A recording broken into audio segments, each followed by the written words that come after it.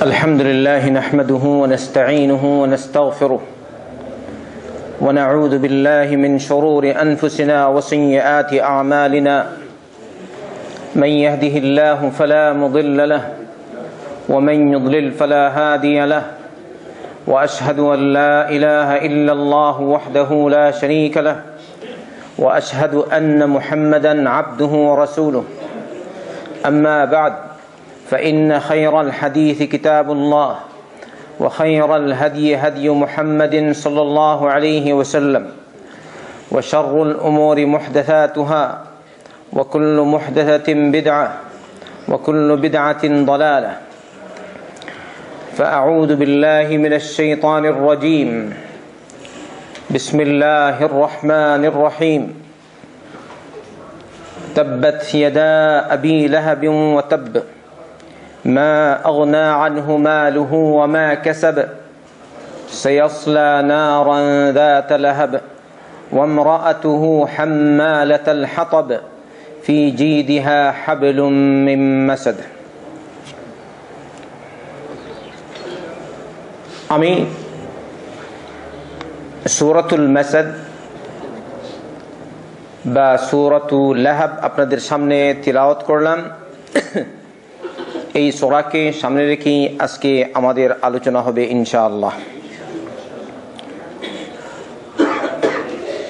এই সূরা নাজিল হওয়ার কারণ সম্পর্কে আব্দুল্লাহ বিন আব্বাস রাদিয়াল্লাহু আনহুমা বর্ণনা করেন, صعد النبي صلى الله عليه وسلم الصفا ذات يوم فقال يا صباحاه فاجتمعت إليه قريش قالوا ما لك قال أرأيتم لو أخبرتكم أن العدو يصبحكم أو يمسيكم أما كنتم تصدقوني قالوا بلى قال فإني نذير لكم بين يدي عذاب شديد فقال أبو لهب تبا لك ألهذا جمعتنا فأنزل الله عز وجل تبت يدا أبي لهب وتب رواه البخاري। আল্লাহর নবী সাল্লাল্লাহু আলাইহি ওয়াসাল্লাম একদিন সফা পাহাড়ে উঠলেন, উঠে বললেন ইয়া সবাহা, একটা সংকেত, সাবধান থাকো সাবধান থেকো। ইয়া সবাহা, এটা আগেকার যুগে এরকম তাদের প্রচলন ছিল। তখন ইয়া সবাহা বলে আহ্বান করলেন। ফাজতামাত ইলাইহি কুরাইশ, ওই সময় কুরাইশের লোকজন তার কাছে এসে জড়ো হলো। তারা বললেন মা লাকা, ব্যাপার কি, কেন আমাদেরকে তুমি জড়ো করেছো? আল্লাহ রাসূল সাল্লাল্লাহু আলাইহি ওয়াসাল্লাম বললেন আরাআইতুম লাউ আখবারতুকুম আন্নাল আদুওয়া ইউসাব্বিহুকুম আও ইউমাসসিকুম আমা কুনতুম তুসাদ্দিকুনি, বলো তো আমি যদি তোমাদেরকে বলি এই মুহূর্তে একটা শত্রুবাহিনী দেখা যাচ্ছে, যে শত্রুবাহিনী তোমাদের উপর সকালে কিংবা বিকালে আক্রমণ করবে, এরকম সংবাদ যদি আমি তোমাদেরকে দেই তাহলে তোমরা কি আমার কথা বিশ্বাস করবে? কালু বালা, তারা বলল অবশ্যই।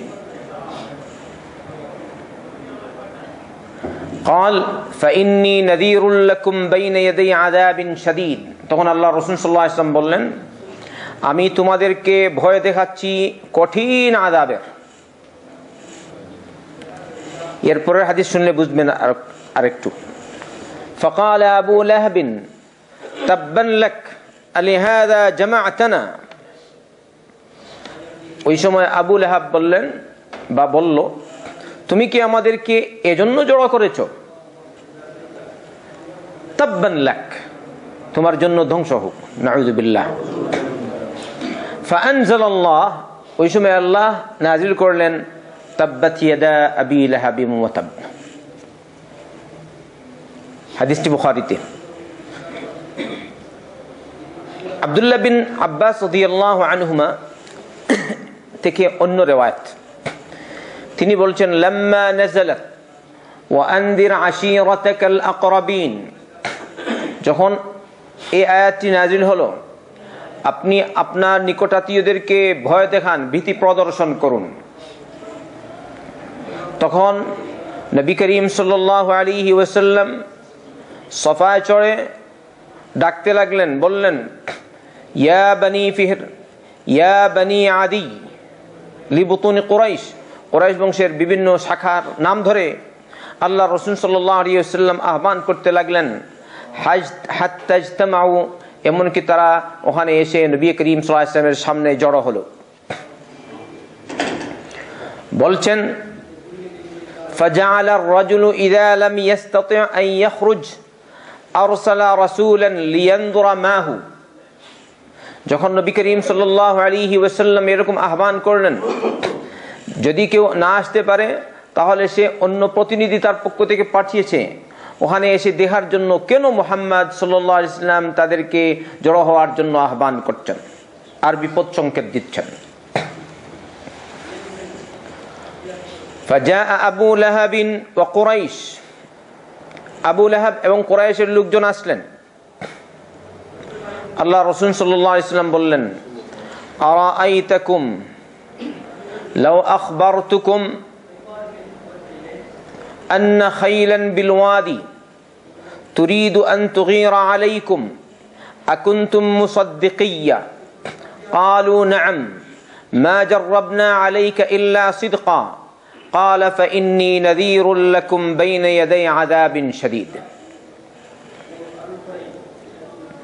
তখন নবী করিম সাল্লাল্লাহু আলাইহি ওয়াসাল্লাম বললেন, তোমরা বলো তো, আমি যদি তোমাদেরকে বলি একটি অশ্বারোহী বাহিনী এখানে এসেছে নিম্ন উপত্যকায়, ওরা এসেছে তোমাদের উপর আক্রমণ করার জন্য, তাহলে তোমরা কি আমার কথা বিশ্বাস করবে? তারা বলল নাম মা জাররাবনা আলাইকা সিদক ইল্লা সিদকান, তারা বলল অবশ্যই তোমার কথা বিশ্বাস করব, কারণ এর পূর্বে আমরা আর কখনো তোমার থেকে সত্য আচরণ ছাড়া অসত্য আচরণ দেখতে পাইনি। তাই মুহাম্মদ রাসূলুল্লাহ সাল্লাল্লাহু আলাইহি ওয়াসাল্লাম ছিলেন সত্যবাদী এবং আমিন বিশ্বাসী। ওইসব মুশরিকরাই আল্লাহ রাসূল সাল্লাল্লাহু আলাইহি ওয়াসাল্লামকে আল আমিন উপাধি দিয়েছিল, বিশ্বাসী উপদেশ দিয়েছে। তারা বলেছে যদি তুমি এরকম বলো তাহলে অবশ্যই আমরা তোমার কথা বিশ্বাস করব। তখন আল্লাহ রাসূল সাল্লাল্লাহু আলাইহি ওয়াসাল্লাম বললেন ফাইন্নী নাযীরুল লাকুম বাইনা ইয়াদাই আযাবিন শাদীদ, আমি তোমাদেরকে ভীতি প্রদর্শন করছি মহাশাস্তির, অর্থাৎ জাহান্নামের আগুনের। উদ্দেশ্য কি? তোমরা ঈমান আনো আল্লাহর উপর, যদি ঈমান আনো লা ইলাহা ইল্লাল্লাহ বলো তাহলে তোমরা জাহান্নাম থেকে নাজাত পাবে, আর যদি ঈমান না আনো তাহলে জাহান্নাম থেকে নাজাত পাবে না, তোমাদেরকে জাহান্নামে যেতে হবে। সবাই খামোশ, কেউ জবাব দেয়নি। জবাব দিয়েছে আল্লাহ রাসূল সাল্লাল্লাহু আলাইহি ওয়াসাল্লামের আপন চাচা আবু লাহাব। আবু লাহাব বলে উঠল তাব্বান লাকা সাইরাল ইয়াউম আলিহাযা জামাআতানা, আজকের এই দিনে সারাটা দিনই তোমার জন্য ধ্বংস হোক, তুমি কি আমাদেরকে এজন্য জড়ো করেছো? তাদের কাছে লা ইলাহা ইল্লাল্লাহর প্রতি আহ্বান জানানো এটা সঠিক না।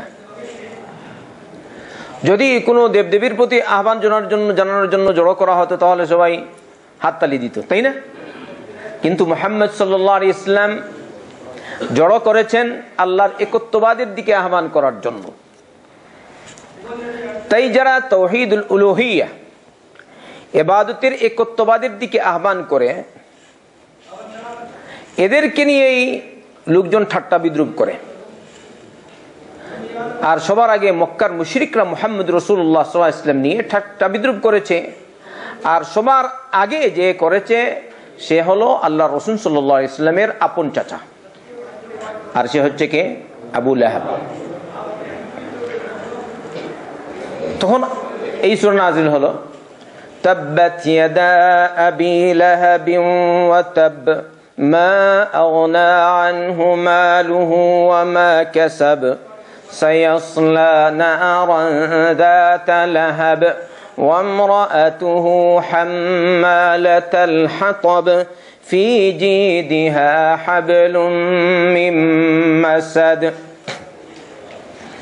এবারে আসি, প্রথমে তরজমা শুনি, তারপরে তাফসীর শুনব। তাব্বাত ইয়াদা আবি লাহাবি ওয়া তাব। আবু লাহাবের দুহাত ধ্বংস হোক, ওয়া তাব্বা, আর সে নিজেও ধ্বংস হোক। মা আগনা আনহু মালুহু ওয়া মা কাসাব, তার সম্পদ আর সে যা কামাই করেছে তা তার কোনো উপকারে আসেনি, আর কিরকম আসতে পারে। সায়াসলা নারান যাতা লাহাব, অচিরেই সে শিখাযুক্ত আগুনে অর্থাৎ জাহান্নামের আগুনে প্রবেশ করবে, আর ওখানে জ্বলবে, পুড়বে। ওয়ামরাআতুহু হাম্মালাতাল হাতাব, আর তার মারআ, স্ত্রী, কারণ তার স্ত্রী সবসময় তার সাথে সহযোগিতা করত মুহাম্মদ রাসূলুল্লাহ সাল্লাল্লাহু আলাইহি ওয়াসাল্লামের বিরুদ্ধে, আল্লাহর একত্ববাদের বিরুদ্ধে। ওয়ামরাআতুহু হাম্মালাতাল হাতাব, তার একটি গুণ বর্ণনা করা হয়েছে, সে কি করত? হাম্মালাতাল হাতাব, জ্বালানি কাঠ বহন করে নিয়ে আসতো। এর ব্যাখ্যা পরে শুনবেন আবার। ফি জিদিহা হাবলুম মিন মাসাদ, তার ঘাড়ে বা গলদেশে হাবল, রশি থাকবে বা রশি ছিল মাসাদের। মাসাদ মানে খেজুরের ছালের তৈরি রশি তার গলায় থাকতো। আসেন, এই আবু লাহাব কে? قال ابن كثير رحمة الله عليه, আবু লাহাবের নাম হচ্ছে আব্দুল উজ্জা বিন আব্দুল মুত্তালিব। আল্লাহ রাসূল সাল্লাল্লাহু আলাইহি ওয়াসাল্লামের পিতার নাম কি ছিল বলেন? আব্দুল্লাহ। তার দাদার নাম কি ছিল? Abdul Muttalib. তাহলে আব্দুল মুত্তালিবের আরেক ছেলে যার নাম হচ্ছে আব্দুল উজ্জা, নাউযুবিল্লাহ, তার নামটাই গড়বড়। আর মুহাম্মদ রাসূলুল্লাহ সাল্লাল্লাহু আলাইহি ওয়াসাল্লামের বাবার নামটাই ভালো, আব্দুল্লাহ, সেটা ভিন্ন কথা। তার অবস্থা কি, বর্তমানে কোন অবস্থায় আছেন না আছেন সেটা আরেক কথা, কিন্তু আল্লাহ রাসূল সাল্লাল্লাহু আলাইহি ওয়াসাল্লামের বাপের নাম ঠিক আছে, ঠিক না? আব্দুল্লাহ, আল্লাহর বান্দা। আর এর নাম হচ্ছে আব্দুল উজ্জা, উজ্জার বান্দা। ওই তাদের মূর্তি, যেটা যে মূর্তির পূজা করত, হ্যাঁ, ওই দেবী পূজা করত, ওর নাম হচ্ছে উজ্জা, তার নাম হচ্ছে আব্দুল উজ্জা, নাউযুবিল্লাহ। আমরা যদি কারো দিকে সম্বন্ধ করে বান্দা হিসাবে সম্বন্ধ করি, তাহলে কার বান্দা হিসাবে সম্বন্ধ করব বলেন? আল্লাহর। তাহলে আপনি নাম রাখবেন আব্দুল্লাহ, আব্দুর রহমান, আব্দুল করিম, আব্দুর রাজ্জাক, আব্দুল গফুর ইত্যাদি। কিন্তু অন্য কোনো মানুষের কোনো সৃষ্টির বান্দা আমরা নই, আমরা একমাত্র বান্দা আল্লাহ রাব্বুল আলামিনের। লা ইলাহা ইল্লাল্লাহ ওয়া ইবাদুর রহমানিল্লাযীনা ইয়ামশুনা আলাল আরদি হাওনান। মুহাম্মদ রাসূলুল্লাহ সাল্লাল্লাহু আলাইহি ওয়াসাল্লাম আল্লাহর বান্দা। তাই আমরা কালিমা শাহাদাত পাঠ করি, আশহাদু আল্লা ইলাহা ইল্লাল্লাহ ওয়াহদাহু লা শারীকা লাহু ওয়া আশহাদু আন্না মুহাম্মাদান আবদুহু ওয়া রাসূলুহু। সমস্ত মানব, সমস্ত জিন সকলেই আল্লাহর বান্দা। তাই এই যে আবু লাহাব, আল্লাহ রাসূল সাল্লাল্লাহু আলাইহি ওয়াসাল্লামের আপন চাচা, তার নাম ছিল আব্দুল উজ্জা বিন আব্দুল মুত্তালিব, উপনাম ছিল আবু উতাইবা। তার নাম যে রাখা হয়েছে আবু লাহাব, কারণটা কি? তার চেহারা নাকি জলমল করত, এজন্য। আর লাহাব অর্থ হচ্ছে অগ্নিশিখা। তাহলে নাম যেমন কাম তেমন। তাই চেহারা জলমল করলে তো লাহাব কেন রাখবে? অন্য কিছু রাখতে পারে না, রেখেছে আবু লাহাব, যার ফলে তার পরিণতিও হচ্ছে জাহান্নাম। সবাই বলি নাউযুবিল্লাহ।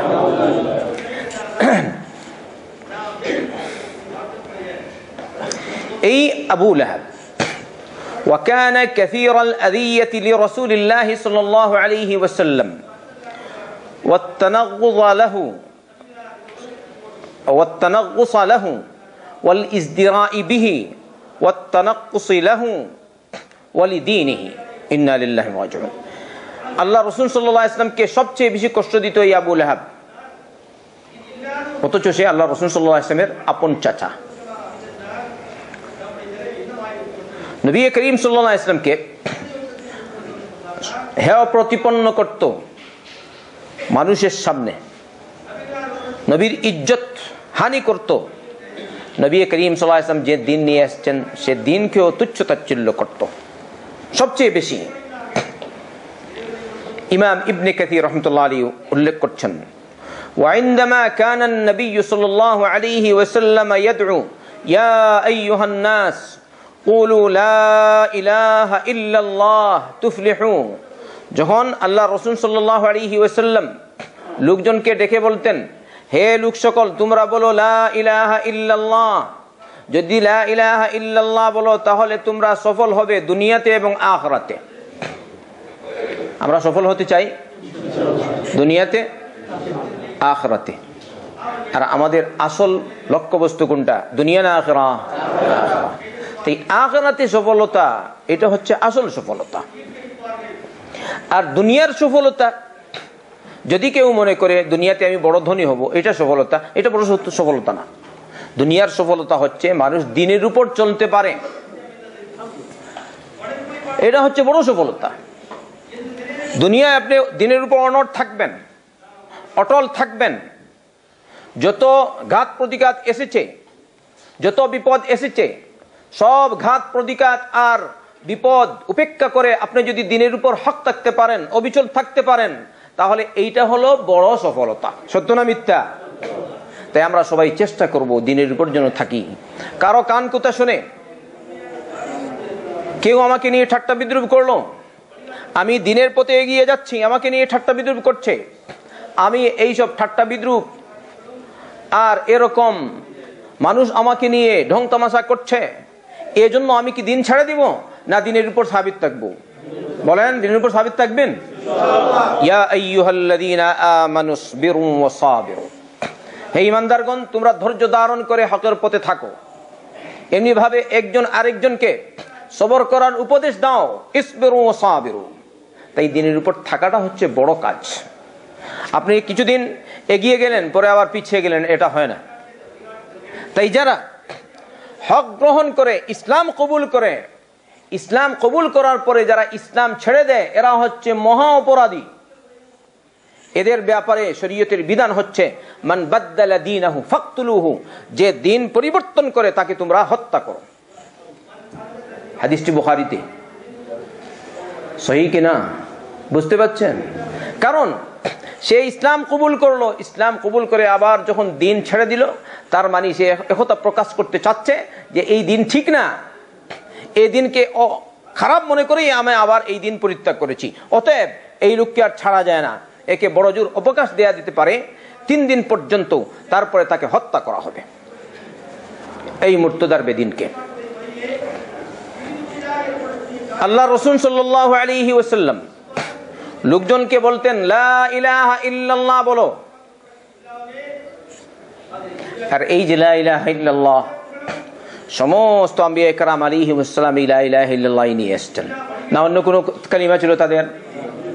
আদমের ওই কালিমা, নূহ আলাইহিস সালামের ওই কালিমা, ইব্রাহিম আলাইহিস সালামের ওই কালিমা, মুসা আলাইহিস সালামের এই কালিমা, ঈসা আলাইহিস সালামের এই কালিমা, হুদ আলাইহিস সালামের এই কালিমা, সালেহ আলাইহিস সালামের এই কালিমা, লূত আলাইহিস সালামের এই কালিমা, ইসমাঈল আলাইহিস সালামের এই কালিমা, ইলিয়াস আলাইহিস সালামের এই কালিমা, ইলিয়াসা আলাইহিস সালামের এই কালিমা, ইদ্রিস আলাইহিস সালামের এই কালিমা।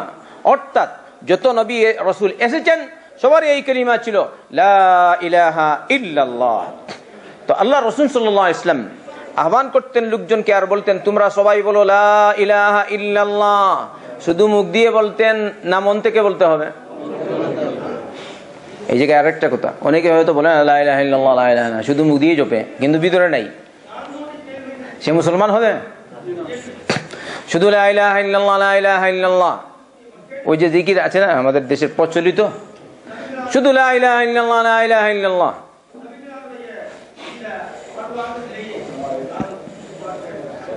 কিন্তু মনে আছে বাবাও কিছু করতে পারে, তাহলে লা ইলাহা ইল্লাল্লাহ হলো? লা ইলাহা ইল্লাল্লাহ ওইসব মুশরিকরা লা ইলাহা ইল্লাল্লাহ বলেনি, কারণ তারা বুঝতো লা ইলাহা ইল্লাল্লাহর অর্থ কি। যদি লা ইলাহা ইল্লাল্লাহ বলে তাহলে লাত, উজ্জা, মানাত এইসব দেবদেবী যারা আছে ওইসব দেবদেবীকে পরিত্যাগ করতে হবে। এই জন্য মুশরিকরা বলতো না লা ইলাহা ইল্লাল্লাহ। আর যারা বলেছেন ওরা জেনে বুঝেই বলেছেন লা ইলাহা ইল্লাল্লাহ, আল্লাহ ছাড়া সত্যিকারের আর কোনো ইলাহ নেই, একমাত্র সত্য মাবুদ আল্লাহ। এবারে সাহাবায়ে কেরাম রাদিয়াল্লাহু আজমাইন জেনে বুঝেই বলেছেন লা ইলাহা ইল্লাল্লাহ। যখন বললেন জেনে বুঝে লা ইলাহা ইল্লাল্লাহ, এই অবস্থায় তাদের সাথে পুতুল থাকতে পারে? বলেন, মূর্তি থাকতে পারে? মসজিদে গিয়ে সাহাবায়ে কেরাম রাদিয়াল্লাহু আজমাইন সালাত পড়ার জন্য আসছেন, আল্লাহু আকবারের ধ্বনি শুনেছেন, আল্লাহু আকবার, আল্লাহর সামনে নিজেকে সমর্পণ করবেন, আত্মসমর্পণ করবেন, আল্লাহর ইবাদত করার জন্য এসেছেন। আর এই অবস্থায় কি মসজিদে পুতুল নিয়ে আসতে পারে? কেন বললাম এটা? কারণটা হচ্ছে কিছু মানুষ বলে আল্লাহ রাসূল সাল্লাল্লাহু আলাইহি ওয়াসাল্লামের জমানায় সাহাবায়ে কেরাম রাদিয়াল্লাহু আনহুম আজমাইন যে রফুল ইয়াদাইন করতেন, তার মানে ছিল সাহাবায়ে কেরাম পুতুল নিয়ে আসতেন বগলে। বলে কিনা কিছু মানুষ? এটা জাহিলরা বলে, আলিমরা বলে না। এমনকি হানাফি মাযহাবের উলামা যারা তারাও বলেন না আমার জানা মতে। আর কিছু অসৎ লোক আছে, গলত লোক, কিছু বুঝে না, জাহিল, ওরাই বলে এরকম হয়েছে। কোনো আলিম বলবে না এটা। যদি আলিম হয়, আমি আপনাদেরকে জিজ্ঞেস করি, সাহাবায়ে কেরাম রাদিয়াল্লাহু আনহুম পুতুল ছেড়েই তো লা ইলাহা ইল্লাল্লাহ বলেছেন, বলেননি? তাহলে মসজিদে কিরকম নিয়ে আসতে পারেন পুতুল? অতএব নবী করিম সাল্লাল্লাহু আলাইহি ওয়াসাল্লামের সুন্নতের উপর আমল করুন। আলিমদের মতবিরোধ থাকতে পারে, কিন্তু আপনি এমন একটা ঘটনা বলে দিলেন একদম মিথ্যা কিচ্ছা কাহিনী, যার মাধ্যমে আপনি সাহাবায়ে কেরামদের উপর মিথ্যা অপবাদ দিচ্ছেন। আল্লাহ রাসূল সাল্লাল্লাহু আলাইহি ওয়াসাল্লাম আহ্বান করতেন, বলতেন লা ইলাহা ইল্লাল্লাহ, তোমরা সবাই বলো লা ইলাহা ইল্লাল্লাহ, তাহলে সফল হবে, দুনিয়াতে সফল হবে, আখিরাতেও সফল হবে। লোকজন তার আশপাশে থাকতো। ওই সময় কানা আবু লাহাবিন ইয়ালহাকু বিহি ওয়া ইয়াকিফু ওয়ারাআহ ওয়া ইয়াকুলু ইন্নাহু সাবিউন কাযিবুন ইন্না লিল্লাহ ওয়া ইয়াতবাউহু হাইথু যাহাব। আবু লাহাব আল্লাহর রাসূল সাল্লাল্লাহু আলাইহি ওয়াসাল্লামের পিছনে লেগে যেত আর বলতো এইটা হচ্ছে ধর্মত্যাগী, মিথ্যাবাদী। অর্থাৎ মুহাম্মদ রাসূলুল্লাহ সাল্লাল্লাহু আলাইহি ওয়াসাল্লামকে কি বলতো? সাবে। সাবে মানে ধর্মত্যাগী। সে কেন ধর্মত্যাগী বলেছে? ওই যে তার মুশরিক ধর্ম, শিরকের যে ধর্মপথ ত্যাগ করেছেন। আল্লাহ রাসূল সাল্লাল্লাহু আলাইহি ওয়াসাল্লাম জীবনে কখনো শিরক করেননি, বলি আলহামদুলিল্লাহ। আল্লাহ তাকে হেফাজত করেছে। কিন্তু তার কথা হচ্ছে যেহেতু তিনি বাপদাদার ধর্ম গ্রহণ করেননি, তাই তিনি হয়ে গেছেন তার কথা মোতাবেক সাবি। আবার বলছে কাযিব, তিনি যে আল্লাহর পক্ষ থেকে রাসূল হয়ে এসেছেন এই দাবি যে করেছেন, এক্ষেত্রে তিনি নাকি কাযিব, নাউযু বিল্লাহ। আর নবী করিম সাল্লাল্লাহু আলাইহি ওয়াসাল্লাম যেদিকেই যেতেন, ওই আল্লাহ রাসূল সাল্লাল্লাহু আলাইহি ওয়াসাল্লাম বিশেষ করে, এর দ্বারা বোঝা যায় বিশেষ করে হজের মৌসুমে লোকজন দূর দূর থেকে আসতো হজ আদায় করার জন্য। ওই সময় আল্লাহ রাসূল সাল্লাল্লাহু আলাইহি ওয়াসাল্লাম সুযোগ বুঝে মানুষদেরকে আল্লাহর একত্ববাদের দিকে আহ্বান করতেন। কিন্তু এই আবু লাহাব তথা এর মতো আরো কিছু লোক, কিন্তু সবার আগে যে তা সে হবে কে? আবু লাহাব। এরকম করতো যে আল্লাহ রাসূল সাল্লাল্লাহু আলাইহি ওয়াসাল্লামের পিছনে ধাওয়া করতো আর লোকজনকে বলতো ও হচ্ছে সাবি, ও হচ্ছে কাযিব, অথবা আর কেউ কেউ বলতো ও হচ্ছে মজনুন, পাগল। নাউযু বিল্লাহি মিন যালিক। আচ্ছা, আল্লাহ রাসূল সাল্লাল্লাহু আলাইহি ওয়াসাল্লাম কি পাগল? সূরাতুল কলমে রব্বুল আলামিন শুরুতেই বলেছেন মা আনতা বিনি'মাতি রাব্বিকা বিমাজনুন। আপনি আপনার রবের পক্ষ থেকে যে নিয়ামত পেয়েছেন, ইহসান পেয়েছেন, দয়া অনুকম্পা পেয়েছেন, এই অনুকম্পা পেয়ে আপনি কি রকম মজনুন হতে পারেন? আপনি পাগল না। সুবহানাল্লাহ। আর এই সব মুশরিকরা বলে নবী করিম সাল্লাল্লাহু আলাইহি ওয়াসাল্লামকে পাগল। এই জামানা যারা আল্লাহর একত্ববাদের দিকে মানুষকে আহ্বান করে, যারা হকের দিকে মানুষকে আহ্বান করে, বলে কবর পূজা করো না, পীর পূজা করো না, গুর পূজা করো না, অমুক পাথর পূজা করো না, কথিত সৌদ পূজা করো না, তখন তাকে বলবে হ্যাঁ এটা তো হঠাৎ করে পাগল হয়ে গেল, এতদিন ভালো ছিল এখন পাগল হয়েছে, বলে কিনা ভাই? আমরা এই সব কথা উপেক্ষা করেই হকের পথে টিকে থাকবো ইনশাআল্লাহ। আল্লাহ তুমি আমাদেরকে তৌফিক দাও। এইগুলো আবুল আহাব সম্পর্কে কিছু কথা। শেখ আমার উস্তাদ মুহাম্মদ বিন সালেহ আল উথাইমিন রহমতুল্লাহ আলাইহি এই সূরার ব্যাখ্যাতে তিনি বলেছেন, আল্লাহ রাসূল সাল্লাল্লাহু আলাইহি ওয়াসাল্লাম হক ছিলেন, সত্য নবী ছিলেন। তিনি রাষ্ট্র ক্ষমতা লাভের জন্য, ইজ্জত পাওয়ার জন্য, নেতৃত্ব লাভের জন্য যে দিনের দিকে আহ্বান করতেন এই উদ্দেশ্যে করতেন না, বরং আল্লাহর সন্তুষ্টি লাভের জন্য করতেন। রাষ্ট্রীয় ক্ষমতার লোভে তিনি আল্লাহর একত্ববাদের দিকে আহ্বান করতেন না, ঠিক না ঠিক বলেন? নেতৃত্বের জন্য করতেন, ধন সম্পদের জন্য করতেন, সুন্দরী মেয়েকে বিয়ে করবেন এই জন্য করতেন না। এই জন্যই দেখুন আল্লাহ রাসূল সাল্লাল্লাহু আলাইহি ওয়াসাল্লামের প্রথম বিবাহ যার সাথে হয়েছে তিনি হচ্ছেন খাদিজা রাদিয়াল্লাহু আনহা। তার বয়স ছিল 40 আর মুহাম্মদ রাসূলুল্লাহ সাল্লাল্লাহু আলাইহি ওয়াসাল্লামের বয়স ছিল 25।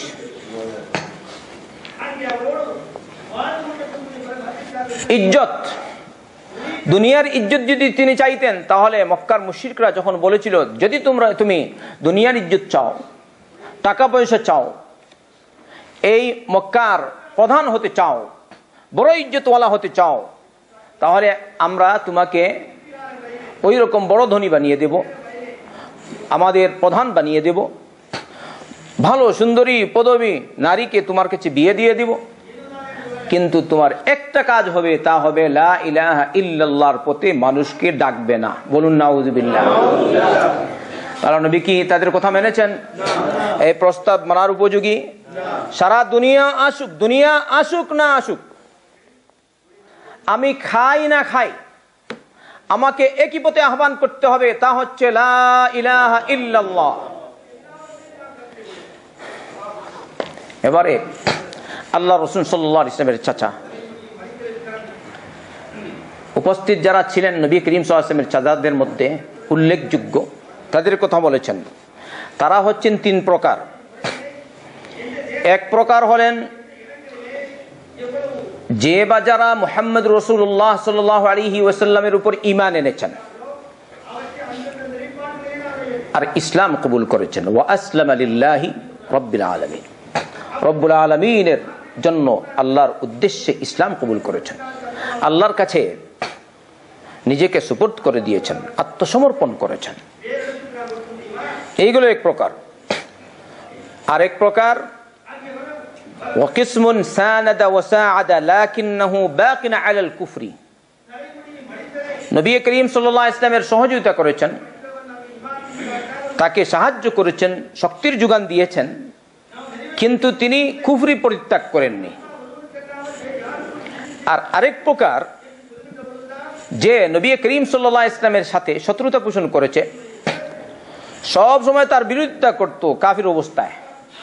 এই হলো 3 প্রকার।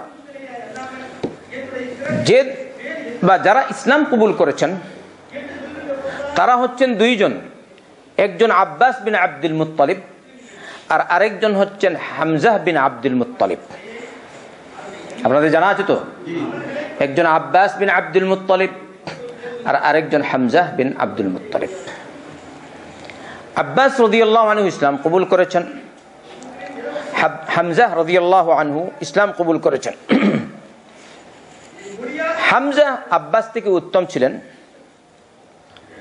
আল্লাহ তাকে কবুল করেছেন শহীদ রূপে। তিনি উহুদের যুদ্ধে শহীদ হয়েছিলেন, শাহাদাত বরণ করেছিলেন। হামজা বিন আব্দুল মুত্তালিব রাদিয়াল্লাহু আনহু। হামজা বিন আব্দুল মুত্তালিবকে আল্লাহ রাসূল সাল্লাল্লাহু আলাইহি ওয়াসাল্লাম বলেছেন আসাদুল্লাহি ওয়া আসাদু রাসূলিহি, তিনি হচ্ছেন আল্লাহ আর তার রাসূলের সিংহ। বলছেন আখরাজাহুল বুখারী ফি তারিখিল কবির ইবনে আবি আসিম ফিল জিহাদ। এমনি ভাবে নবী করিম সাল্লাল্লাহু আলাইহি ওয়াসাল্লাম বলেছেন হামজা বিন আব্দুল মুত্তালিব সাইয়্যিদুশ শুহাদা, হামজা শহীদদের নেতা হচ্ছেন হামজা বিন আব্দুল মুত্তালিব। আল্লাহু আকবার। এই গেল এক প্রকার চাচা। আরেক প্রকার আম্মাল্লাযী সানাদা ওয়া সাআদা মা'a বাকাইহি আলাল কুফরি ফাহুয়া আবু তালিব, যে নবী করিম সাল্লাল্লাহু আলাইহি ওয়াসাল্লামের সহযোগিতা করেছেন আজীবন, নবী করিম সাল্লাল্লাহু আলাইহি ওয়াসাল্লামকে শক্তি দিয়েছেন, কিন্তু তিনি কুফরি অবস্থায় ছিলেন আর এই কাফির অবস্থায় তিনি মারা গেছেন। ইন্না লিল্লাহি ওয়া ইন্না ইলাইহি রাজিউন। আবু তালিব সম্পর্কে তার মৌত যখন আসলো, সহিহ বুখারী এবং সহিহ মুসলিমের রিওয়ায়াত, সহিহ মুসলিমে এরকম এসেছে, যখন তার মৃত্যু উপস্থিত মুহাম্মদ রাসূলুল্লাহ সাল্লাল্লাহু আলাইহি ওয়াসাল্লাম আবু তালিবের কাছে গেলেন, গিয়ে বলছেন ইয়া আম্মি কুল লি কালিমাতান উহাজ্জু লাকা বিহা ইনদাল্লাহ, অন্য লফজে আশহাদু লাকা বিহা ইনদাল্লাহ লা ইলাহা ইল্লাল্লাহ। হে আমার চাচু, আপনি আমার জন্য একটি কালিমা পাঠ করুন, এই কালিমাকে উপলক্ষ করে আমি আপনার জন্য আল্লাহর দরবারে সুপারিশ করব। আপনি বলুন লা ইলাহা ইল্লাল্লাহ।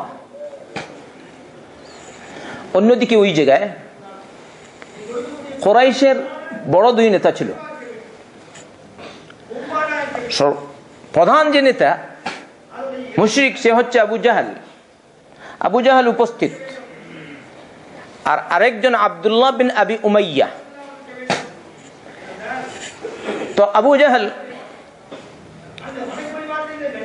আবু তালিবকে বলে, খেয়াল করো, কুরাইশের ধর্মে, তোমার বাপের ধর্মে কলঙ্ক রেখে মরো না, ভাতিজার কথা শুনে এরকম করো না। আর বারবার মুহাম্মদ রাসূলুল্লাহ সাল্লাল্লাহু আলাইহি ওয়াসাল্লাম তার আপন চাচাকে, যিনি সব সময় নবী করিম সাল্লাল্লাহু আলাইহি ওয়াসাল্লামের সহযোগিতা করতেন, এমন কি বলেছেন, বাবা তুমি তোমার যে পথে আছো, যে কালিমার দিকে মানুষকে আহ্বান করছো, তুমি এই কালিমার দিকে লোকজনকে আহ্বান করো, আমি তোমার সাথে আছি, দেখবো তোমাকে কে কি করে। এক পর্যায়ে এরকম বলেছিলেন আবু তালিব, কিন্তু হিদায়াত তার ভাগ্যে জন্মায়নি, আল্লাহ রাখেননি। মুহাম্মদ রাসূলুল্লাহ সাল্লাল্লাহু আলাইহি ওয়াসাল্লাম একদিকে বলছেন তুমি এরকম করো, আপনি একবার বলে দিন লা ইলাহা ইল্লাল্লাহ, আপনি আপনার জন্য আল্লাহর দরবারে সুপারিশ করব। যদি তিনি বলে দিতেন লা ইলাহা ইল্লাল্লাহ, তাহলে তিনি নাজাত পেতেন কিনা বলেন তো? নাজাত পেয়ে যেতেন। কিন্তু একদম লাস্টে মুহাম্মদ রাসূলুল্লাহ সাল্লাল্লাহু আলাইহি ওয়াসাল্লামের কথা তিনি মানেননি। ওই আবু জাহালের কথা মানলেন আর বললেন আনা আলা মিল্লাতি আব্দুল মুত্তালিব, আর বললেন যদি আমাকে কুরাইশ বংশের লোকজন দোষারোপ না করতো তাহলে আমি বলে দিতাম। ইন্না লিল্লাহি ওয়া ইন্না ইলাইহি রাজিউন। তাই বলছেন আনা আলা মিল্লাতি আব্দুল মুত্তালিব, আর এই কথা বলে মারা গেছেন। আল্লাহ রাসূল সাল্লাল্লাহু আলাইহি ওয়াসাল্লাম বললেন আমি আপনার জন্য আল্লাহর দরবারে ক্ষমা প্রার্থনা করতে থাকবো যতক্ষণ পর্যন্ত আল্লাহর পক্ষ থেকে আমার উপর নিষেধাজ্ঞা না আসে। এক্ষেত্রে মা লাম উনহা আনহু। ওই সময় কোরআনের আয়াতকে সামনে রেখে বোঝা যায় আল্লাহ রাসূল সাল্লাল্লাহু আলাইহি ওয়াসাল্লাম যখন তার আপন চাচার জন্য আল্লাহর দরবারে ক্ষমা প্রার্থনা করতে লাগলেন, সাহাবায়ে কেরাম শুনে বললেন তাহলে নবী যখন তার চাচার জন্য, মুশরিক চাচার জন্য দোয়া করলেন, তাহলে আমরা করলে আর কি? তাই তারাও করতে লাগলেন। এটা কোন কোন মুফাসসির উল্লেখ করেছেন, কারণ রব্বুল আলামিন বলেছেন, এরপরে আল্লাহ পাক আয়াত নাজিল করলেন মা কানা লিন-নাবিয়্যি ওয়াল্লাযীনা আমানু আন ইস্তাগফিরু লিল-মুশরিকিনা ওয়ালাউ কানু উলি কুরবা মিন বাদি মা তাবায়্যানা লাহুম আন্নাহুম আসহাবুল জাহিম। মুমিন নবীর জন্য এবং মুমিনদের জন্য জায়েজ নয়, এখানে স্পষ্ট এটি, মা কানা লিল শুভনীয় নয়, তার মানে কি জায়েজ নয় যে তারা মুশরিক আত্মীয় স্বজন যারা এই অবস্থায় মারা গেছে তাদের জন্য ক্ষমা প্রার্থনা করা নবীর জন্য জায়েজ না, মুমিনদের জন্য জায়েজ না।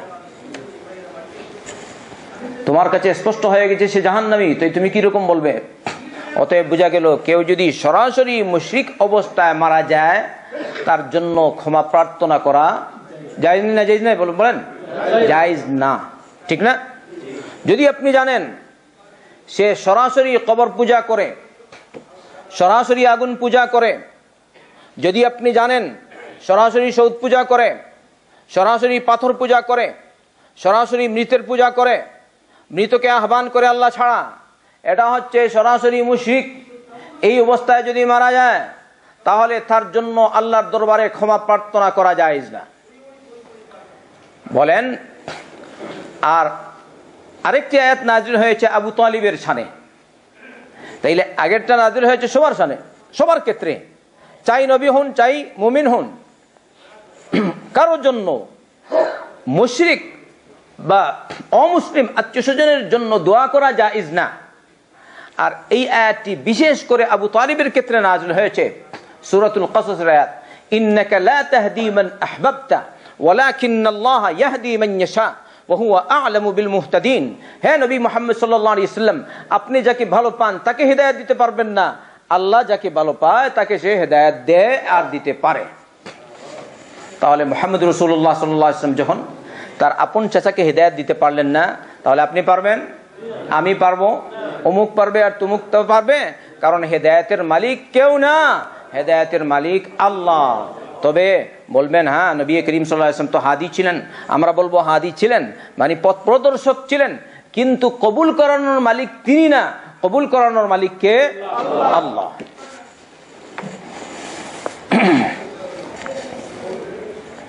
এই যে আবু তালিবের ক্ষেত্রে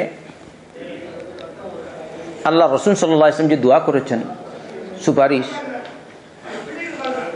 পুরোপুরি কবুল হয়নি, কেন? যেহেতু মুশরিক, কিন্তু কিছুটা কবুল হয়েছে। কিরকম শুনেন, আল্লাহ রাসূল সাল্লাল্লাহু আলাইহি ওয়াসাল্লাম বলেছেন তিনি যে সুপারিশ করেছেন চাচার জন্য, এজন্য কিছুটা ফায়দা। কিরকম? জাহান্নামের আগুনে বা জাহান্নামে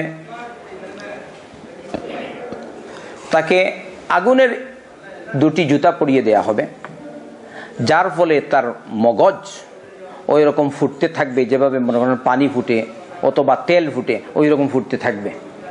আল্লাহ রাসূল সাল্লাল্লাহু আলাইহি ওয়াসাল্লাম বলেন আমার চাচার জন্য জাহান্নামের আগুনে এটা সবচেয়ে কম শাস্তি। কম শাস্তি কেন? যেহেতু মুহাম্মদ রাসূলুল্লাহ সাল্লাল্লাহু আলাইহি ওয়াসাল্লাম তার জন্য সুপারিশ করেছিলেন, এই হচ্ছে ফায়দা। তো আপনি এবারে খেয়াল করুন তো, জাহান্নামে যার শাস্তি সবচেয়ে কম তার শাস্তি যদি এরকম হয়, তাহলে বড় শাস্তি সম্পন্ন যারা, ওদের কি অবস্থা হবে? এজন্যই মুহাম্মদ রাসূলুল্লাহ সাল্লাল্লাহু আলাইহি ওয়াসাল্লাম আমাদেরকে প্রতি সালাতে শেষ বৈঠকে জাহান্নাম থেকে আশ্রয় চাওয়ার জন্য, আল্লাহর দরবারে আশ্রয় চাওয়ার জন্য নির্দেশ দিয়েছেন। বলেছেন ইযা তাশাহাদা আহাদুকুম ফালইয়াতাআওয়ায বিল্লাহি মিন আরবা। তোমাদের কেউ যখন শেষ তাশাহুদে বসে বা শেষ তাশাহুদ পাঠ করে, তখন যেন সে চারটি জিনিস থেকে আল্লাহর কাছে আশ্রয় চায়। কি বলবে?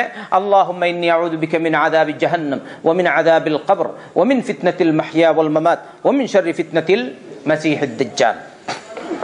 আচ্ছা, যেহেতু সময় কম, এরপরে আরেকটা, দুই প্রকার চলে গেছে নবীর চাচা। এই জায়গায় আরেকটা কথা বলতে পারি, নবীর আপন চাচা, নিজের আত্মীয়,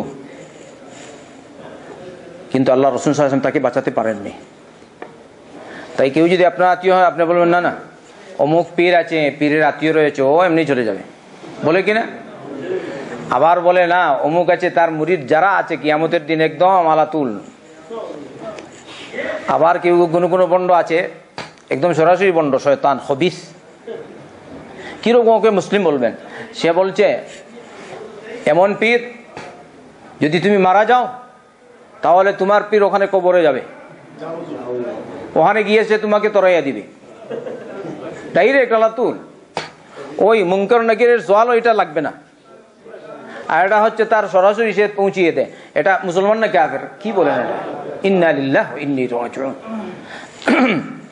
মুহাম্মদ রাসূলুল্লাহ সাল্লাল্লাহু আলাইহি ওয়াসাল্লাম বাঁচাতে পারেন না, আপন চাচাকে আর সে বাঁচিয়ে দেবে, সে নিয়ে যায় কবরে। আবার অনেক কিছু আছে, ওগুলো তো বলার সময় না এখন। আচ্ছা, আরেক চাচা আল্লাহ নবীর সাল্লাল্লাহু আলাইহি ওয়াসাল্লামের, যে সব সময় নবী করিম সাল্লাল্লাহু আলাইহি ওয়াসাল্লামের বিরোধিতা করত, নবী করিম সাল্লাল্লাহু আলাইহি ওয়াসাল্লামকে লাঞ্ছিত করার চেষ্টা করত, সেই হচ্ছে আবু লাহাব। আর এর আগে আপনারা শুনেছেন আবু লাহাবের এই সূরা নাজিল হওয়ার কারণটা কি, সহিহ বুখারী থেকে। এবারে হালকা তাফসীর করি। তাব্বাত ইয়াদা আবি লাহাবিন ওয়া তাব, সে যেভাবে বলেছিল মুহাম্মদ রাসূলুল্লাহ সাল্লাল্লাহু আলাইহি ওয়াসাল্লামকে তোমার ধ্বংস হোক, তো আল্লাহ তার জবাব স্বরূপ এই আয়াত নাজিল, সূরা নাজিল করলেন। বলছেন তাব্বাত ইয়াদা আবি লাহাবিন ওয়া তাব মা আগনা আনহু মালুহু ওয়া মা কাসাব سيصلى نارا ذات لهب وامرأته حمالة الحطب في جيدها حبل من مسد। আবু লাহাবের দুহাত ধ্বংস হোক, আর দুহাত বলতে দুহাত না, সে নিজেই ধ্বংস হোক। দুহাত বলা হয়েছে এই জন্য যেহেতু হাত দ্বারাই মানুষ সব কাজকর্ম করে, ঠিক না? এই জন্য দুহাত বলা হয়েছে। তাই আবু লাহাব যেন ধ্বংস হয়। আর ওয়াতাব্বা, মুফাসসিরিনরা বলেন তাব্বা মানে, আর সে নিশ্চিতই সে ধ্বংস হয়ে গেছে। তাহলে একটা হচ্ছে বদদুয়া আর আরেকটা হচ্ছে সংবাদ। মুফাসসিরিনদের মধ্যে থেকে কেউ কেউ বলেছেন এই আয়াত যখন নাজিল হলো, সে বলছে আমার ভাতিজা আমাকে এরকম বলছে, যদি আমার জন্য জাহান্নাম হয় তাহলে অসুবিধা নাই, আমার অনেক টাকা পয়সা আছে, ধন সম্পদ আছে, এদের বিনিময়ে আমি বেঁচে যাবো কাল কিয়ামতের দিন। নাউযুবিল্লাহ। কেউ কেউ উল্লেখ করেছেন এটা, আমি কিন্তু এটা তাহকিক করিনি, কিন্তু মুফাসসিরিনদের কথা। তো আল্লাহ বলেন মা আগনা আনহু মালুহু ওয়া মা কাসাব, তার ধন সম্পদ আর যে সে যা কামাই করেছে তার কোনো উপকারে আসেনি এবং আসবেও না। দুনিয়াতেই আসেনি, আখিরাতে কিরকম আসবে? আল্লাহ কি আপনাকে দুনিয়া আখিরাতে বলবেন তুমি 1 লাখ টাকা আমাকে দিয়ে দাও তাহলে তোমাকে আমি জাহান্নাম থেকে নাজাত দিয়ে দেব? বলবে? আচ্ছা সৌদি কোটিপতি অমুক, তুমি আমাকে 1 কোটি রিয়াল দিয়ে দাও, তোমাকে খালা দিয়ে দেব? আর না, ওকে বলবে সৌদি বাচ্চা তুমি মাশাআল্লাহ বড় ধনের মালিক, একটা খনি দিয়ে দাও স্বর্ণের, তোমাকে দিয়ে দেব? হবে? ফালান ইকবালা মিন আহাদিহিম মিলউল আরদি যাহাবান ওয়ালাউ ইফতাদা বিহি।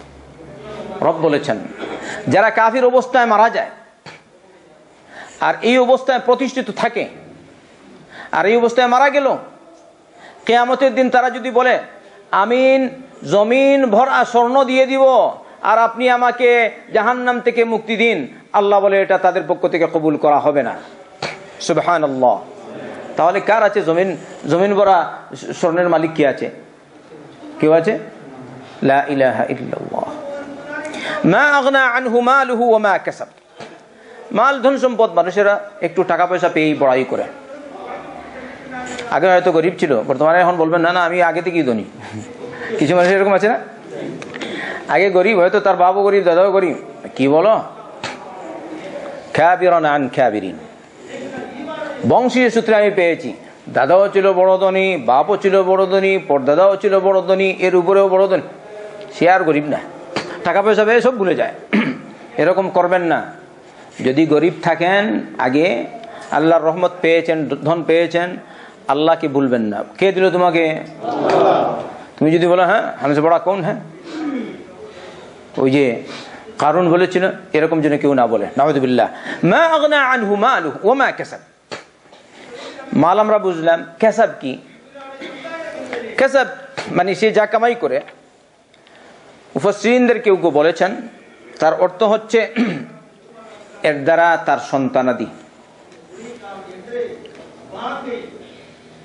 আর মা কাসাব সন্তান, এক তাফসীরটা ঠিক আছে, কারণ আল্লাহ রাসূল সাল্লাল্লাহু আলাইহি ওয়াসাল্লাম বলেছেন ইন্না আতইয়াবা মা আকালতুম মিন কাসবিকুম ওয়া ইন্না আওলাদাকুম মিন কাসবিকুম। তোমরা নিজেরা যে কামাই করো এটা হচ্ছে সবচেয়ে পাক পবিত্র খাবার, আর তোমাদের সন্তানেরা হচ্ছে তোমাদের কামাই। কথা বুঝলেন? সন্তানেরা কি? তোমাদের কামাই। তাই ওয়ামা কাসাব, তো আগে মালের কথা বলা হয়েছে, আর এখানে কি বলা হয়েছে? ওয়ামা কাসাব বলতে কি সন্তান। কে বলেছেন? কোন মুফাসসির। আর এটা এই হাদিস দ্বারা প্রমাণ, মানে অনেকটা যেমন সঠিক অনুমান হচ্ছে। আর এই হাদিসটি আখরাজাহু তিরমিজি, ইমাম তিরমিজি উল্লেখ করেছেন, আর ইমাম তিরমিজি বলেছেন হাদা হাদিসুন হাসানুন সহিহ। শেখ ইবনে উসাইমিন রাহমাতুল্লাহ আলাইহি বলছেন, কিন্তু এটা মা কাসাব শুধু তার সন্তান নয়, এর সাথে সন্তান সে যা কামাই করে টাকা পয়সা তা শামিল, তার ইজ্জত যেটা সে কামাই করেছে তা শামিল, তার পদমর্যাদা শামিল, এই সবই তার মধ্যে শামিল। তো বলছেন আবু লাহাবের ধন সম্পদ কাজে আসেনি, এমনিভাবে সে যা কামাই করেছে, চাই তার ধন সম্পদ হোক, চাই তার সন্তান হোক, চাই তার ইজ্জত হোক, চাই তার পদবি হোক, কিছুই তার কাজে আসেনি। কেন কাজে আসেনি? যেহেতু সে ইসলাম কবুল করেনি, যেহেতু সে নবী করিম সাল্লাল্লাহু আলাইহি ওয়াসাল্লামের উপর ঈমান আনেনি, আল্লাহ বরং নবী করিম সাল্লাল্লাহু আলাইহি ওয়াসাল্লামের বিরোধিতা করেছে, অথচ নবী করিম সাল্লাল্লাহু আলাইহি ওয়াসাল্লামের আপন চাচা। ইন্না লিল্লাহি ওয়া ইন্না ইলাইহি রাজিউন। আল্লাহ বলছেন সায়াসলা নারান যাতা লাহাব, অচিরেই সে জাহান্নামের আগুনে, দাউ দাউ করা আগুনে জ্বলবে আর পুড়বে, প্রবেশ করবে। এক্ষেত্রে আগে আমি বলেছি তার নাম যেরকম এরকম হচ্ছে তার কাজ। এই জন্য নাম রাখতে সময় ভালো নাম রাখা উচিত। আল্লাহ রসুল সাল্লাল্লাহু আলাইহি ওয়াসাল্লাম খারাপ নাম হলে ওটা চেঞ্জ করে দিতেন। তাহলে কারো নাম যদি থাকে অগ্নি, সঠিক হবে না অঠিক হবে বলেন তো? বুঝতে পারছেন? কারো কারো নাম আছে অগ্নি, ওই হিন্দুদের নাম আছে। আচ্ছা, কারো কারো নাম আছে আগুন, যাই না যায়, ঠিক না? চেঞ্জ করে দেওয়া উচিত। হয়তো আগে তোমার আম্মা জানতো না, তোমার আব্বা জানতো না, নাম রেখেছে, এখন তুমি বুঝতে পেরেছো ওটা ঠিক না, তুমি চেঞ্জ করে দাও। আর নয় কোনো আলিমের কাছে যাও, উনি চেঞ্জ করে দিবেন। কেন অগ্নি? কারণ আগুন তো জাহান্নামের, নাউযুবিল্লাহ। তো আমি কি জাহান্নামে যাবো না? আগুন রাখবে না, এরকম ওষুধ নাম। অথবা সৎ নাম যার মধ্যে রয়েছে পবিত্রতা, যে নামে নিজের পবিত্রতা হয় তাও পরিবর্তন করে দেওয়া উচিত। আর যদি খারাপ নাম হয় তা পরিবর্তন করে দেওয়া উচিত। যদি কারো নাম হয় যেমন বিশপ, পাদ্রী, তো নাম পরিবর্তন করবে কিনা? পাদ্রী, বিশপ, নাম পরিবর্তন করবে। যদি কারো নাম হয় ঠাকুর, একটা কথা বললাম, আমাদের দেশে হিন্দুদের জন্য এটা প্রসিদ্ধ, তাই না? যে এলাকায় যেরকম, অন্য জায়গায় যদি এরকম মুশকিল, কিন্তু আমাদের দেশে হিন্দুদেরকে আমরা ঠাকুর বলি, ঠাকুরদা বরদা বলে কিনা, অথবা এটা নাম রাখবে না। আচ্ছা, কেউ যদি নাম রাখে কোনো একটা সরাসরি হিন্দুর নাম, এরকমই মনে করেন বড় এক লিডার ছিল হিন্দু প্রসিদ্ধ, এই নামে যদি তার নাম রাখা হয় তাহলে জায়েজ হবে না? জায়েজ হবে না, এটা চেঞ্জ করে দেওয়া উচিত। এই জন্য মুহাম্মদ রাসূলুল্লাহ সাল্লাল্লাহু আলাইহি ওয়াসাল্লাম খারাপ নাম হলে নাম চেঞ্জ করতেন। মুসলিম, সহিহ মুসলিম পড়লে আমরা পাই সায়াসলা নারান যাতা লাহাব। এর সাথে সাথে রয়ে গেল তার স্ত্রী। তার স্ত্রী হচ্ছে উম্মে জামিল। যেভাবে আবু লাহাব নবী করিম সাল্লাল্লাহু আলাইহি ওয়াসাল্লামকে কষ্ট দিত, ওইভাবে তার স্ত্রীও কষ্ট দিত। আর তার স্ত্রী আবু সুফিয়ানের বোন ছিল, তাকে উম্মে জামিল বলে প্রসিদ্ধ। সে উম্মে জামিল আল্লাহ রাসূল সাল্লাল্লাহু আলাইহি ওয়াসাল্লামকে বলছেন, এরপরেই দেখবেন ওয়ামরাআতুহু হাম্মালাতাল হাতাব ফি জিদিহা হাবলুম মিন মাসাদ। কোন মুফাসসির এরকম বলেছেন, হাম্মালাতুল হাতাব বলতে এই আবু লাহাবের স্ত্রী, সে ওই বাহিরে যেত, শুকনো কাঠ নিয়ে আসতো, কাঁটাযুক্ত কাঠ, আর নবী করিম সাল্লাল্লাহু আলাইহি ওয়াসাল্লামের রাস্তায় রেখে দিত, যেন নবী কষ্ট পান সাল্লাল্লাহু আলাইহি ওয়াসাল্লাম। কত শয়তান হবে দেখছেন। ফি জিদিহা হাবলুম মিন মাসাদ, ওই খেজুরের ছাল নির্মিত রশি নিয়ে ওখানে যেত, আর এরকম কাটাবাটা নিয়ে আসতো নবী করিম সাল্লাল্লাহু আলাইহি ওয়াসাল্লামকে কষ্ট দেওয়ার জন্য। এরকম শয়তান ছিল। আর এই আবু লাহাবের স্ত্রী, সে একবার আল্লাহ রাসূল সাল্লাল্লাহু আলাইহি ওয়াসাল্লাম অসুস্থ হলেন। عن جندب بن سفيان قال اشتكى رسول الله صلى الله عليه وسلم فلم يقم ليلتين أو ثلاثا فجاءت امرأة فقالت يا محمد إني لأرجو أن يكون شيطانك قد تركك لم أره قربك منذ ليلتين أو ثلاث فأنزل الله عز وجل والضحى والليل إذا سجى ما ودعك ربك وما قلى رواه البخاري ومسلم। আল্লাহ রাসূল সাল্লাল্লাহু আলাইহি ওয়াসাল্লাম অসুস্থ হলেন একবার, যার ফলে তিন দিন 2 রাত বা 3 রাত জাগতে পারেননি, অর্থাৎ সালাতুল তাহাজ্জুদ পড়তে পারেননি, কিয়ামুল লাইল করতে পারেননি। এবারে ওই মুহূর্তে ওই মহিলা, অর্থাৎ হাফিজ ইবনে হাজার রহমতুল্লাহ আলাইহি ফাতহুল বারীতে উল্লেখ করেছেন, এই মহিলা বলতে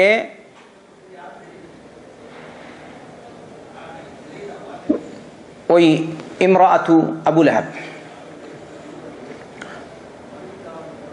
فجاءت امرأة فقالت يا محمد إني لأرجو أن يكون شيطانك قد تركك لم أره قربك منذ ليلتين أو ثلاث। হে মোহাম্মদ, আমি তো দেখছি তোমার কাছে তোমার যে শয়তান আছে, সেই শয়তান বর্তমানে তোমাকে ছেড়ে দিয়েছে, এজন্য তুমি 2 রাত বা 3 রাত তুমি দাঁড়াওনি। লা হাওলা ওয়ালা কুওয়াতা ইল্লা বিল্লাহ। অর্থাৎ ওই কাকে বলছে শয়তান? জিবরিল আলাইহিস সালামকে। শয়তান খবিস। তখন এই আয়াত নাযিল হলো ওয়াদ-দুহা ওয়াল-লাইলি ইযা সাজা মা ওয়াদ্দাআকা রাব্বুকা ওয়া মা ক্বালা, শেষ পর্যন্ত। আল্লাহ আমাদের হেফাজত করুন। এই যে মহিলা যেভাবে কষ্ট দিত আল্লাহ রাসূল সাল্লাল্লাহু আলাইহি ওয়াসাল্লামকে, ওইভাবে এই জাহান্নামের আগুনে তার কষ্ট হবে। ফি জিদিহা হাবলুম মিন মাসাদ।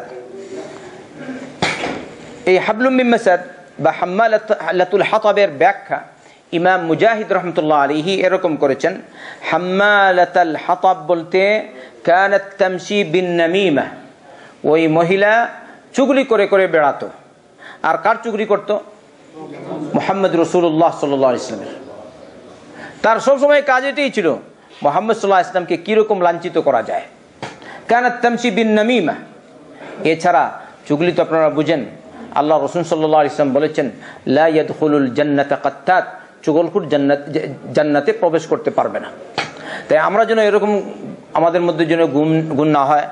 আমার কাছে আসলো বলে আমি আপনার কথা ভাবছি, হ্যাঁ আপনার কীরকম কল্যাণ হয় সেরকম, আর আরেকজনের কাছে ও তো খুব খারাপ মানুষ, বলার মতো না, ঠিক না? ওর কাছে কি আমি ওর বিরুদ্ধে আছি, আপনি যা চান তা করুন, এটা হচ্ছে কি চুগলি। তো চুগলি করবেন, খবরদার। মানুষের যদি দোষ হয়, দোষ ঢেকে রাখার চেষ্টা করুন, কিন্তু যে দোষটা পরিস্ফুট প্রকাশিত, সে তো সে নিজেই প্রকাশ করেছে, এটার দোষ ডাকবেন কিরকম? এই অবস্থায় তাকে হয়তো বুঝাবেন, আর নয় জালিম হিসাবে তাকে নিয়মতান্ত্রিক শাস্তি দেওয়ার চেষ্টা করবেন। আল্লাহ রাসূল সাল্লাল্লাহু আলাইহি ওয়াসাল্লাম বলেছেন কুল্লু উম্মতি মুআফা ইল্লাল মুজাহিরিন, আমার সমস্ত উম্মতকে রব্বুল আলামিন মাফ করে দিবেন, তবে যারা প্রকাশ্যে গুনাহ করে। তারপর বলেছেন রাতে এক কাজ করলো, আল্লাহ রাব্বুল আলামিন তার দোষ ঢেকে রেখেছেন, কিন্তু সে দিনে বলে বলে বেড়ালো। এটা হলো কি প্রকাশ্যে গুনাহকারী, একে আল্লাহ মাফ করবে না। তাই কারো দোষ যদি হয়, সে একা একা হঠাৎ করে আপনি দেখতে পেয়েছেন, এবারে সুযোগ পেয়েছেন, আপনি ওইটা প্রকাশ করবেন না। এই সময় আপনার জন্য উচিত এটা গোপন রাখবেন। মুহাম্মদ রাসূলুল্লাহ সাল্লাল্লাহু আলাইহি ওয়াসাল্লাম বলেছেন মান সাতারা মুসলিমান সাতারাহুল্লাহু ইয়াওমাল কিয়ামা, যদি কোনো ব্যক্তি কোনো মুসলমানের দোষ ঢেকে রাখে, রব্বুল আলামিন তার দোষ কিয়ামতের দিন ঢেকে রাখবেন। ফি জিদিহা হাবলুম মিন মাসাদ, এর তাফসীর সহিহ বুখারীতে এরকম করা হয়েছে, তার মানে আগুনের তার তৈরি করা হবে আর তার গলায় এরকম বাঁধা হবে জাহান্নামের আগুনে এই মহিলা। কারণ কি? সে মুহাম্মদ রাসূলুল্লাহ সাল্লাল্লাহু আলাইহি ওয়াসাল্লামের সাথে এরকম আচরণ করেছে। আল্লাহ আমাদের হেফাজত করুন, আমাদেরকে আল্লাহ জাহান্নাম থেকে নাজাত দিন, কবরের আযাব থেকে নাজাত দিন। রয়ে গেছে একটা কথা, আমি এটা এসে তাফসীর বাহসুল বায়ান থেকে উল্লেখ করেছি, ওই যে আবু লাহাব ধ্বংস হয়ে গেছে। আগে বললাম বাস্তবেই ধ্বংস হয়েছে। বলছেন আয়াসে তাফাসিরে আছে, পরিশেষে সে প্লেগ রোগে আক্রান্ত হলো এই আবু লাহাব, আর এই অবস্থায় মারা গেছে। 3 দিন পর্যন্ত তার লাশ এই অবস্থায় ছিল, বাচ্চারা পর্যন্ত তাকে ত্যাগ করেছে, তার নিজের সন্তানেরা। পরবর্তীতে এমন হয়েছে তার শরীর থেকে বদবু আর দুর্গন্ধ বের হতে লাগলো, তখন তার ছেলেরা দূর থেকে পাথর আর মাটি ঢেলে তাকে ওখানেই দাফন করে দিয়েছে। তাহলে যে যেরকম করবে ওই রকমই তার ফল, কামা তাদিনু তুদানু। তাহলে রব্বুল আলামিন যে বলেছেন, যদি এটা সত্য হয়, তাব্বাত ইয়াদা আবি লাহাবি ওয়া তাব্ব, বাস্তবে তা প্রতিফলিত হয়েছে, দুনিয়াতে হয়েছে এবং আখিরাতেও হবে। আল্লাহ আমাদের হেফাজত করুন। নাসআলুল্লাহ আসসালামাত ওয়াল আফিয়া। আল্লাহ তুমি আমাদেরকে মাফ করো, আমাদের মা বাবাদেরকে মাফ করো, দুনিয়ার মুসলমানদেরকে মাফ করো। আল্লাহ তুমি আমাদেরকে ইলমে নাফি দান করো, ইলম অর্জন করে ইলমের সে অনুযায়ী আমল করার আর প্রচার করার তৌফিক দান করো। রব্বানা তাকাব্বাল মিন্না ইন্নাকা আনতাস সামিউল আলিম ওয়া তুব আলাইনা ইন্নাকা আনতাত তাওয়াবুর রহিম। আল্লাহুম্মা সাল্লি ওয়া সাল্লিম ওয়া বারিক আলা নাবিয়্যিনা মুহাম্মদ ওয়া আলা আলিহি ওয়া সাহবিহি আজমাইন।